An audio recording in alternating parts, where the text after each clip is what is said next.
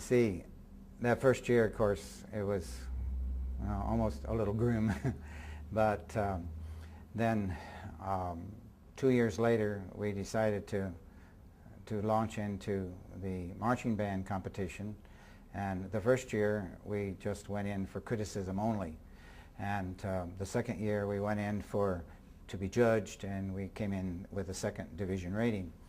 And then the following year, and for 4 years in a row leading up to the year I left, we had Division I ratings each year, and that was not only in marching band but also in the concert band. And we had a great situation. We had no football. We didn't have to put on a football show every weekend. We could spend time learning music, and consequently the music that we put into our marching shows was, I think, a much better caliber than what some bands could do, because we had time to learn the music. And it was just a beautiful time in terms of putting that all together. Yeah. I think the word lab perhaps conjures up that we have a bunch of rats, so we go in and run through treadmills and so on. The lab idea was that you had a place where you could send, Teachers College had a place where they could send their student teachers. And in many cases, they processed almost all of them through the laboratory school. The reason that University High eventually shut down was that the East High School was opened, and the university didn't want the expense. They wanted to save some money, and they couldn't handle all the student teachers because Teachers College was growing, and so consequently they had to use the public schools as a place for their student teaching. I can't say that we did a lot of experimental things with kids, but it was a place for young people to get their student teaching out of the way. And then they also had youngsters that were sophomores and juniors in Teachers College that also came over and worked in the building as well. I think that for the most part, the kids really thought that this was a kind of a special place to be a part of.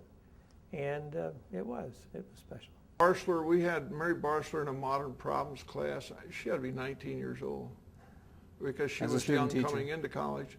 She was 19 years old. Now think of some of the people, because that was modern problems with a mixed class. It wasn't all freshmen, some sophomores. But we thought we weren't very far apart from her, and we probably weren't. Well, and what did that do to the classroom dynamic? Well, she was very good looking, so she could just twist us around her finger like little kids, you know.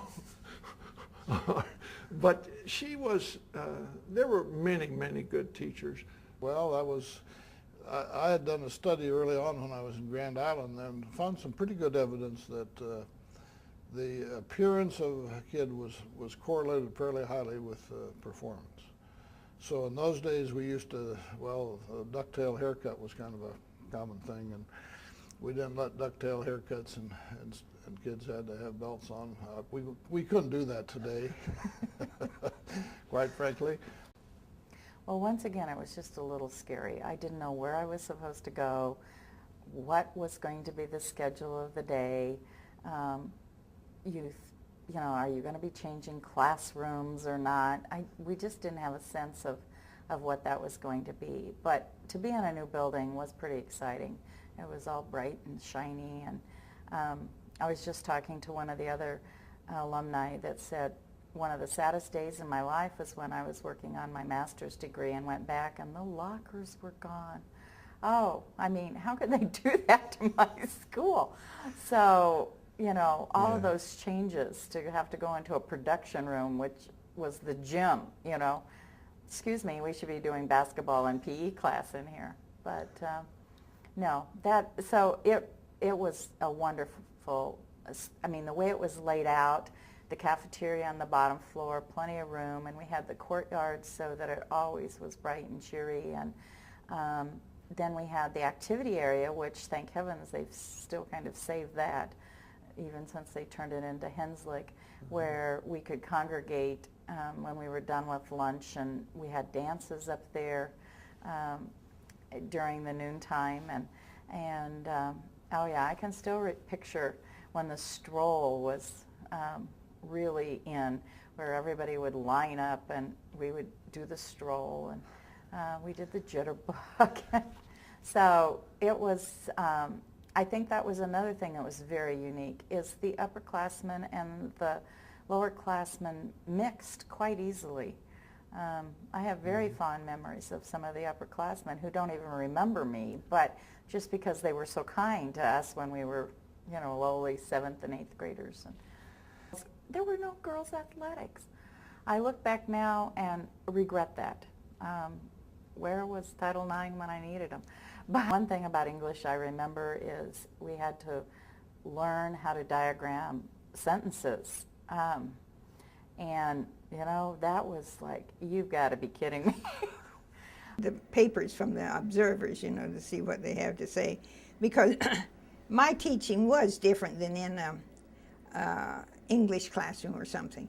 And I remember the teachers in these other classes, they said, well, it's easier for you because they can use their hands. And so you don't have the problems, the discipline problems and so forth that they have, because I keep them busy. Well, you can have just as many problems, but we tried very, very hard to have unusual programs and so forth. Well, I started the boys' classes in home economics,